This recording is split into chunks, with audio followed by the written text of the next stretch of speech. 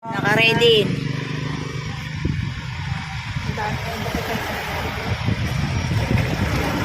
Dito kami ngayon guys sa Cabarwan, Santa Maria Ilocos, na kung saan nandyan yung Texas Farm. Ayan, binisita namin. Ngayon, pauwi na. At ang ganda ng daan nila, di ba Edra? Yes, ma'am. Oo. Baba ang aking e-bike.